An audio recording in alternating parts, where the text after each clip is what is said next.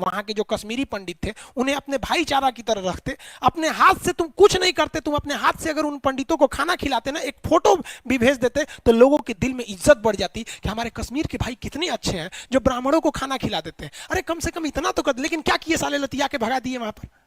बहुत बड़ा तुम्हें जन्नत मिल गया यहाँ पर, और तुम सोचते हो कि हमारी सेना इज्जत करके देखेगी यहाँ पर। तुम ज्यादा हो तो तुम इसका मतलब कुछ कर दोगे। हाँ, हद हो गया यार। खुद चौपट करते हो अपने आप, बस क्या करोगे यार, माथा फोड़ ले हम अपना। ऐसा पढ़ेगा सब संविधान तब ना।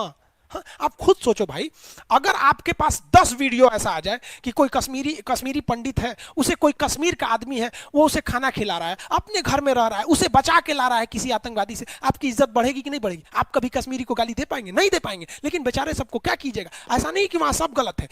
हम आपको बताएं ना, कुछ पीड़ित किस तरह 30-40% है जो बहुत गलत है, लेकिन कुछ ऐसे पीड़ित है, लेकिन क्या कीजिएगा आप, हम समझाने जाएंगे हम बेजा उड़ा देगा। आपको लगता है वहां के लोगों ने बहुत बड़ी गलती किया? आप बताइए, सिख लोगों को देखा है? सिख लोगों के, सिखों के 2-2 गुरु को मुगलों ने मार दिया। अर्जुन देव को, तेग बहादुर को मार दिया कि नहीं मार दिया? इन लोगों ने ऐसे मार दिया यहां पर इन लोगों ने। लेकिन उन्हीं सिखों ने शाहीन बाग में जब महिलाएं बैठी थी ना, तो उन्हें खाना पहुंचाया था। ये होती है यार इंसानियत। हम समझाएंगे तो दूसरे बात होता है, इमोशनल हो जाता है आदमी समझाने वक्त। इसलिए कहा जाता है कि जब भी कोई विवाद हो तो आप किसी आर्बिट्रेरी, यानी जो मध्यस्थ व्यक्ति है, उससे सुलझा लीजिए। अगर मध्यस्थ को नहीं लाएंगे तो विवाद हो जाएगा। जैसे तलाक का मामला, पति पत्नी में झगड़ा हुआ, वो एकरा बोली, ये एकरा बोली, मने मन पत्नी सोच रही है एकरा से अच्छा तो पहल के बॉयफ्रेंड था, पति सोच रहा है कि ससुरा 3 गो गर्लफ्रेंड थी, सब तीनों अच्छा थी, सब कैसे चौपट मिल गई। ये दोनों आपस में मने मन बोल रहा है, दूसरे को क्या बोलेगा सब, हमको तो इस सबसे मतलब ही नहीं था, अपने में लड़ जाएगा सर। आप किसी मध्यस्थ को नहीं लाएगा सर, तलाक हो जाएगा। समझ आ रहा है नहीं आ रहा है?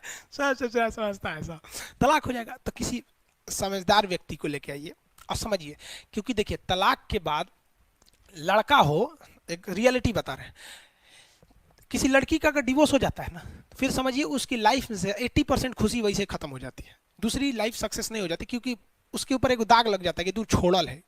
और पति को जो बोलते हैं ना, आपके ऊपर घमंड है, हम तो लड़का हमारा दूसरा ब्याह हो जाएगा, तो भाई साहब एक याद रखिएगा, इतिहास उठा के पढ़िएगा, अपने समाज में देखिएगा कि कोई ऐसा लड़का है जिसका अगर किसी पत्नी से डिवोर्स हो गया है, दूसरी पत्नी आती है ना, तो खोपड़िया पे चढ़ के रहती है, वो लात उससे ज्यादा लात मारेगी ना, तो आप सहिएगा।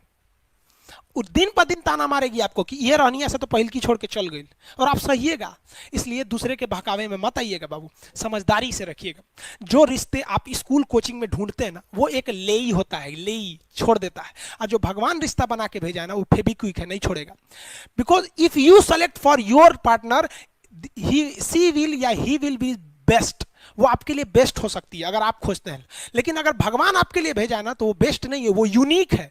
यूनिक मतलब ओनली वन, अब बेस्ट मतलब नंबर 1। तो नंबर 1 से तो बहुत बड़ा होता है ओनली 1। इसलिए ईमानदारी से रखिएगा बाबू, माँ बाप का सर कभी मत नीचे कीजिएगा, वरना हमें अफसोस होगा कि हमने आपको शिक्षा दिया था।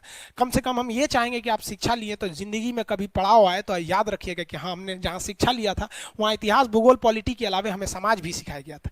तो हमारा संविधान अगर आप गहराई से पढ़िएगा ना, जीवन जीने का बहुत बेहतरीन रास्ता देता है। लेकिन अगर केवल नंबर लेने के लिए पढ़िएगा तो ना नंबर ले पाइएगा, ना जीवन सीख पाइएगा। लेकिन अगर इसे इंटरेस्ट लेके पढ़िएगा, बहुत इंटरेस्टेड है, जिसका कोई हद नहीं कितना इंटरेस्टेड है। समझ आ रहा है कि नहीं यार आप लोग को? तो 51 समझ में आ गया।